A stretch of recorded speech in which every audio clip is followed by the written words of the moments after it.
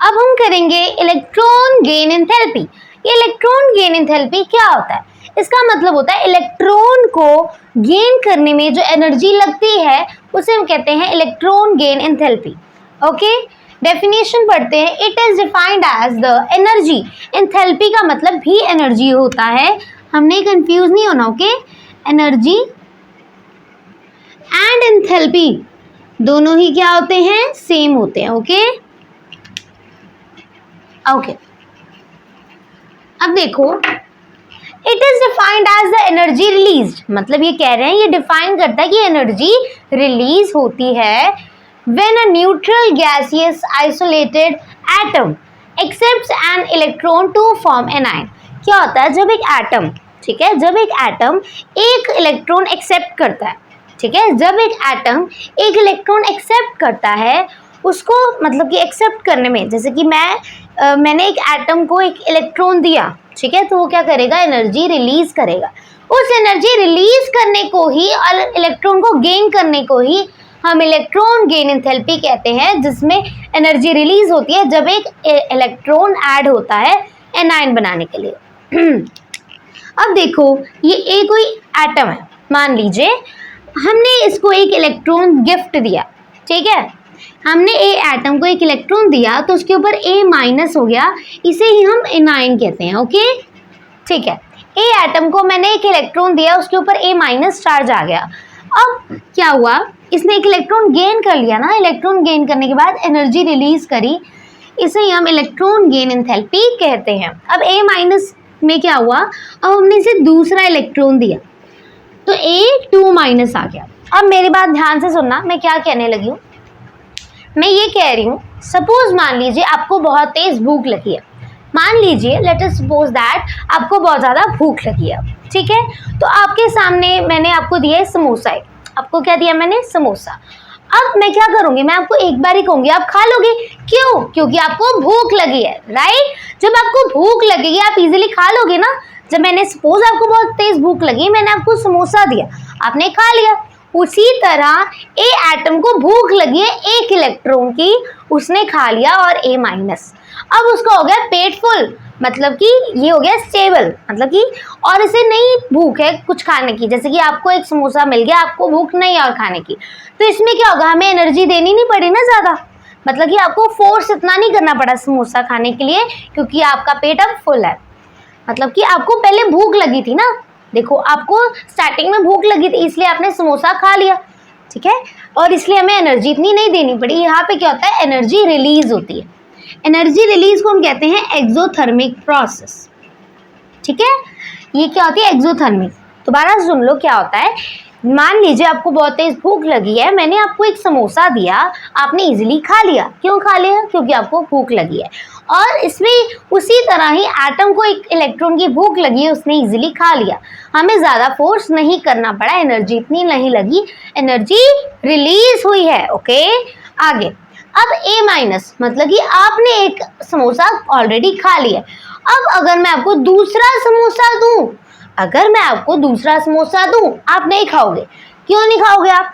क्यों? बिकॉज आपका पेट फुल है। आपने एक समोसा खा लिया, आपका पेट फुल है, तो मुझे क्या करना पड़ेगा? आपको कहना पड़ेगा, बार बार फोर्स करना पड़ेगा, एनर्जी देनी पड़ेगी, राइट।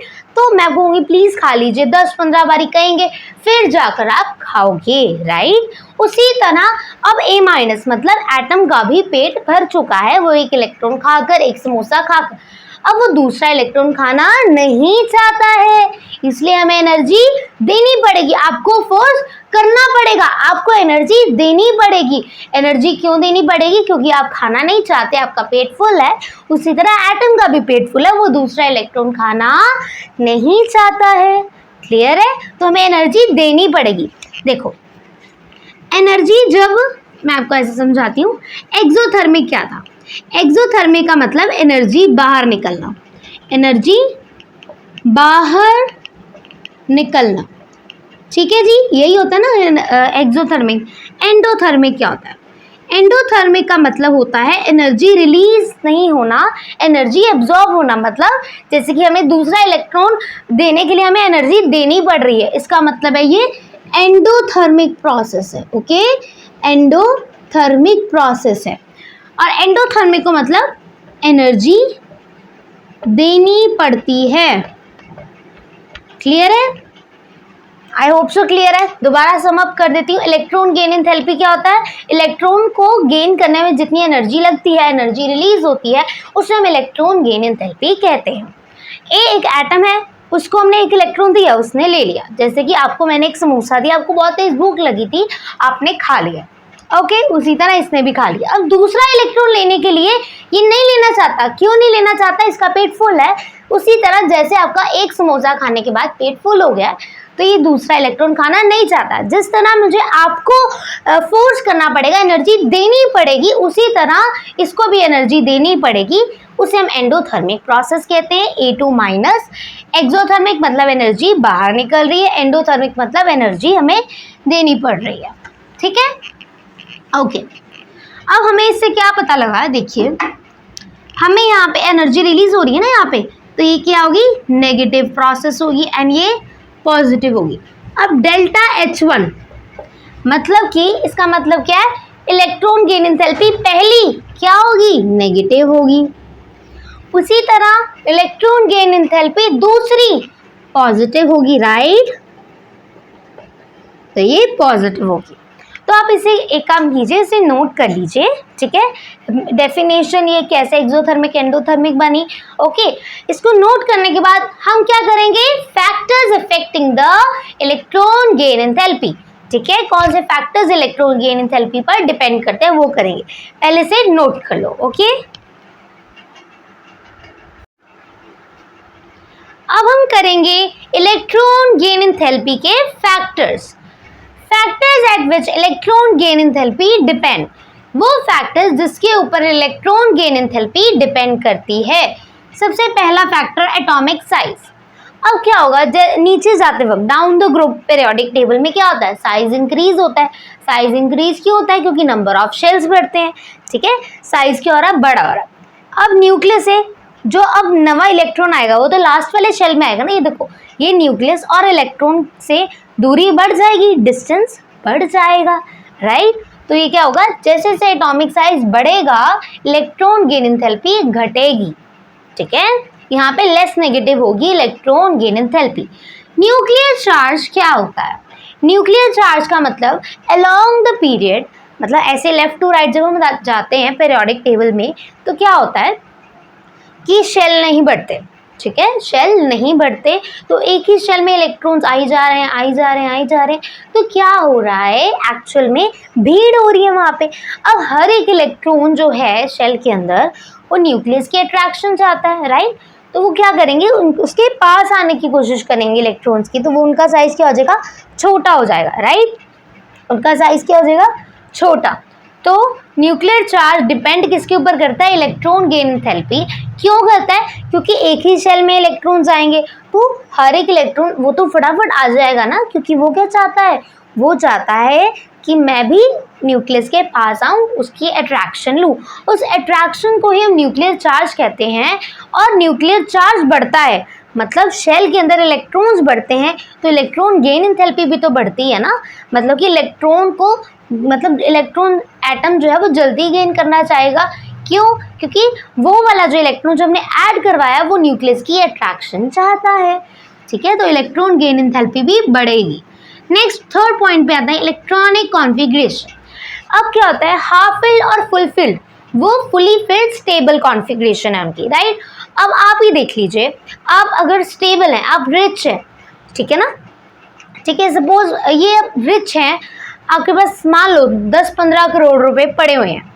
ठीक है, तो आपको अगर कोई 2, 3, 10 रुपये, 15 रुपये दे भी दे, आप लेना चाहोगे? नहीं, क्योंकि आपके पास बहुत पैसा पड़ा है, मान लीजिए। ठीक है, उसी तरह इलेक्ट्रॉन्स जो होते हैं, मतलब जो एटम है वो फुली फिल्ड है, वो स्टेबल बंदा है। ठीक है, अगर वो स्टेबल है, क्या वो 1-2 इलेक्ट्रॉन लेना चाहेगा? नहीं लेना चाहेगा। क्यों? क्योंकि वो स्टेबल से अनस्टेबल हो जाएगा ना अगर वो 1 इलेक्ट्रॉन लेगा तो, राइट? तो इसी तरह उनकी हाईली पॉजिटिव, पॉजिटिव का मतलब होता है वो इलेक्ट्रॉन लेना नहीं चाहते हैं। ठीक है, तो इनकी electron gain enthalpy highly positive होगी हाफ फिल्ड या फुली फिल्ड कॉन्फ़िगरेशन की। ओके, एक एग्जांपल देख लेते हैं हम।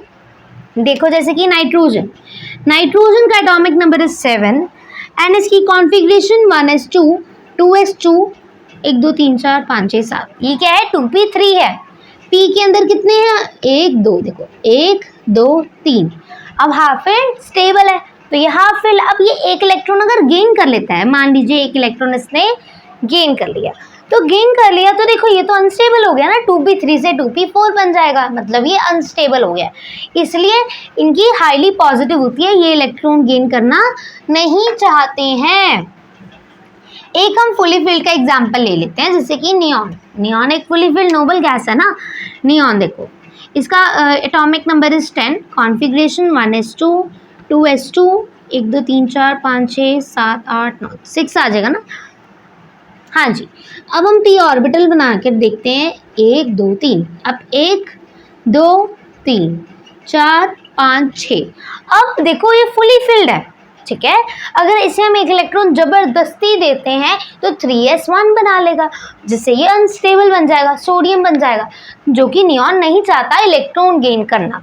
जब ये इलेक्ट्रॉन गेन करना नहीं चाहता उसे हम कहते हैं हाईली पॉजिटिव, मतलब कि ये जो है एटम, ये जो एलिमेंट है, ये इलेक्ट्रॉन गेन करना नहीं चाहता, इसलिए हाईली पॉजिटिव है। एटॉमिक साइज में लेस नेगेटिव होगी और हाईली नेगेटिव होगी न्यूक्लियर चार्ज में, क्योंकि हर एक इलेक्ट्रॉन अट्रैक्शन चाहता है ना न्यूक्लियस की। अब आप ये नोट कर लो, फिर हम ट्रेंड्स देखते हैं इलेक्ट्रॉन गेन एंथैल्पी के डाउन द ग्रुप क्या होंगे अलोंग द पीरियड, ठीक है। नोट कर लो इसे प्लीज। अब हम करेंगे variation with in a group. Group के साथ जो वेरिएशन होती है हम उसे पढ़ते हैं।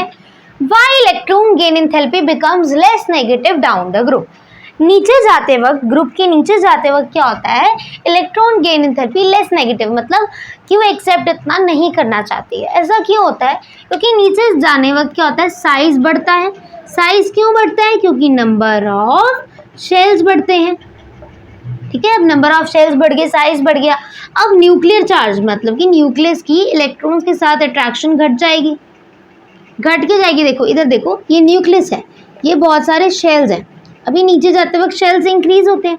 अब इस इलेक्ट्रॉन के और इस इलेक्ट्रॉन में फ़र्क तो होगा ना, ये जो पास होगा न्यूक्लियस के उसकी ज़्यादा अट्रैक्शन होगी न्यूक्लियस के साथ, ठीक है। बट ये वाले के देखो, लास्ट वाले शेल में जो इलेक्ट्रॉन आया है उसकी इस न्यूक्लियस के साथ अट्रैक्शन कम होगी, ठीक है ना। उसी तरह यहाँ पे उसे अट्रैक्शन कम मिलेगी, इसलिए इलेक्ट्रॉन गेन करना वो नहीं चाहता है, इसलिए इलेक्ट्रॉन गेन एंथैल्पी क्या हो जाएगी, लेस नेगेटिव हो जाएगी। ये चीज़ क्लियर है? ठीक है। अब देखो आगे हम करते हैं नंबर 2 क्वेश्चन। सेकेंड पीरियड की कम होती है electron gain enthalpy as compare to third period. अब थर्ड पीरियड क्या होता है, देखो ना, ये होता है फर्स्ट सेकंड थर्ड, ऐसे होता है ना पीरियड्स। तो क्या होता है, सेकंड पीरियड के अंदर क्या होता है, साइज थोड़ा सा छोटा होता है, बट थर्ड पीरियड में क्या होता है, साइज बड़ा हो जाता है ना। हमें क्यों ऐसा क्यों पता है, क्योंकि down the group size increase होता है, because number of shells increase होते हैं। अब आप देखो, मान लीजिए, ठीक है, आप मान लीजिए आप एक ही कमरे में रहते हो, ठीक है। आप 3-4 आपके मेंबर्स हैं फैमिली के, आप एक ही कमरे में रहते हैं, ओके। बट अब क्या हुआ, आपका एक मेहमान, मतलब कि 10-15 मेहमान आ गए आपके घर, आप क्या उन्हें रख पाओगे, ठीक है। आप क्या रख पाओगे उन्हें, नहीं, आप नहीं पसंद करोगे, क्योंकि आप ही खुद ही एक कमरे में रहते हो। उसी तरह अब क्या हो रहा है, सेकेंड पीरियड का कमरा छोटा है। अगर इलेक्ट्रॉन, मतलब जो इलेक्ट्रॉन है, अगर उनके घर आता है तो उनका घर ही बहुत छोटा है, उनको मतलब खुद के रहने के लिए जगह नहीं है, वो बेचारा कहाँ रहेगा। इसी तरह अब आपका घर है बड़ा घर, ठीक है। अब आप बहुत बड़े घर में रहते हो, अगर आपके 20-30 जने भी आ जाए आपको कोई फर्क ना पड़े, ठीक है। तो अगर इलेक्ट्रॉन आ भी जाता है तो हमारे बड़े घर को कोई दिक्कत है ही नहीं, ठीक है। उसी तरह सेकेंड पीरियड का साइज क्या होता है, छोटा होता है। उसमें क्या होता है, छोटा होता है, तो अगर इलेक्ट्रॉन आ गया और पहला इलेक्ट्रॉन पड़ा हुआ है, पहले से जो इलेक्ट्रॉन्स पड़े हैं वो, और जो नवा इलेक्ट्रॉन आया है वो, उन दोनों के बीच में लड़ाइयाँ होंगी, बिकॉज अगर घर छोटा है तो लड़ाइयाँ ज़्यादा होती है ना, ठीक है। उसी तरह हमारी ही तरह होते हैं इलेक्ट्रॉन्स की भी लड़ाइयाँ होती हैं, उसे हम कहते हैं इलेक्ट्रॉन रिपल्शन। लिख लीजिए 1 मिनट। अब हम देख रहे थे कि ना, मतलब कि छोटा घर होगा, लड़ाइयाँ ज़्यादा होंगी, ठीक है। सपोज आप मान लीजिए आप एक कमरे में रहते हैं और एक मेहमान अगर आपके घर आ गया आपके खुद के रहने के लिए इन जगह, तो इस इलेक्ट्रॉन को कैसे जगह मिलेगी, ठीक है। तो वहां पे क्या होगा, लड़ाइयाँ होंगी। उस लड़ाइयों को ही हम क्या कहते हैं, इलेक्ट्रॉन रिपल्शन होगी। क्लियर है। और यहाँ पे आप रीजन क्या दोगे, स्मॉल साइज है, ठीक है। सेकेंड पीरियड का स्मॉल साइज है, इलेक्ट्रॉन रिपल्शन होगी, इसलिए इलेक्ट्रॉन गेन एंथैल्पी भी कम होगी। और थर्ड पीरियड में इजीली इलेक्ट्रॉन रह सकता है। अगर आपका बहुत बड़ा घर है तो इजीली मेहमान आके रह सकता है, आपको कोई परेशानी भी नहीं होगी, ना ही इलेक्ट्रॉन रिपल्शन होगी, ना ही लड़ाइयाँ होंगी, और साइज तो है ही बड़ा। Is it clear. तो अब हम आगे करते हैं, इसे नोट कर लो पहले, ठीक है। अब हम आगे करते हैं, हेलोजन्स के बारे में बात करेंगे, ठीक है। हेलोजन्स क्या होते हैं, सबसे पहले वो समझते हैं। हेलोजन्स जैसे कि फ्लोरीन, ऐसे आप याद रख सकते हो। फिर कल बाहर आई aunty, fluorine, chlorine, bromine, iodine, astatine. Fluorine का एटॉमिक नंबर इज 9, इसकी कॉन्फ़िगरेशन 1s2 2s2 2p5, ठीक है। तो अब क्या होगा, ये p का ऑर्बिटल बनाते हैं हम, 1 2 3 1 2 3 4 5, ठीक है। अब क्या हुआ, 2p5 है। अब इसे सिर्फ एक इलेक्ट्रॉन चाहिए, ये क्या बन जाएगा, स्टेबल बन जाएगा। अब आप खुद सोचो, इसकी इलेक्ट्रॉन गेन एंथैल्पी ऑब्वियस है बहुत ज़्यादा नेगेटिव होगी, हाईली नेगेटिव होगी ना हेलोजन्स की। क्यों, क्योंकि सिर्फ इन्हें एक ही इलेक्ट्रॉन चाहिए, इनकी कॉन्फ़िगरेशन ऐसी होती है ns2 np5, मतलब इन्हें सिर्फ एक ही इलेक्ट्रॉन चाहिए जिससे ये नोबल गैस कॉन्फ़िगरेशन अटेन कर ले। और देखो, हर बंदा स्टेबल होना चाहेगा। आप मान लीजिए, अगर आप मतलब कि आप ऑब्वियस है आप रिच बनना चाहेंगे, स्टेबल बनना चाहेंगे, उसी तरह इलेक्ट्रॉन्स भी हमारी तरह वो भी स्टेबल बनना चाहेंगे, वो भी एक इलेक्ट्रॉन लेके स्टेबल होना चाहते हैं, ठीक है। तो फ्लोरीन भी यही काम कर रहा है। अब एक और एग्जांपल ले लेते हैं हम क्लोरीन का, जिससे हमें हेलोजन्स के बारे में समझ आएगी। क्लोरीन का क्या है, देखो, atomic number is 17, configuration 1s2 2s2 2p6 6 7 8 9 10 11 12 13 14 15 16 3p5, ठीक है। 6 7 8 9 10 11 12 13 14, ठीक है, ठीक है। अब ये क्या है, 3p5 है। 3p5, अब देखो फिर वही बात आ गई ना, ये जो है 1 2 3 1 2 3 4 5, अब इसे एक इलेक्ट्रॉन चाहिए जिससे ये स्टेबल बन जाए, इसलिए हेलोजन्स की इलेक्ट्रॉन गेन एंथैल्पी बहुत ज़्यादा हाईली नेगेटिव होती है, ठीक है। अब हेलोजन्स तो समझ आ गया, हेलोजन्स क्या होते हैं, जिन्हें एक इलेक्ट्रॉन चाहिए जिससे वो क्या बन जाए, stable noble gas configuration attain कर ले। ओके, यही होते हैं ना कॉन्फ़िगरेशन जो अटेन कर ले,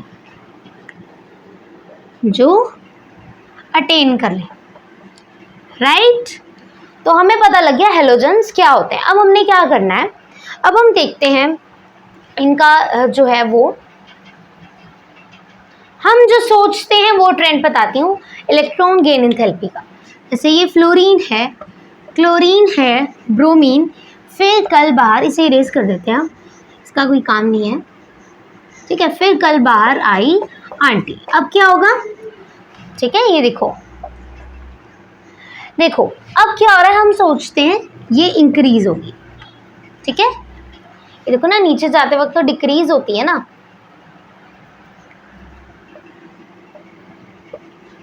ऐसे होगी, ठीक है। हम क्या सोचते हैं, डाउन द ग्रुप, फिर कल बाहर आई aunty, fluorine, chlorine, bromine, iodine and astatine. तो हम क्या सोचते हैं, हम ये सोचते हैं कि डाउन द ग्रुप ऑब्वियस है डिक्रीज हो रही है, बिल्कुल सही है, हम जो सोच रहे हैं बिल्कुल सही है। बट केमिस्ट्री में एक्सेप्शन ही ना आए तो मज़ा क्या है, राइट। तो अब एक्सेप्शन आने का टाइम हो गया है।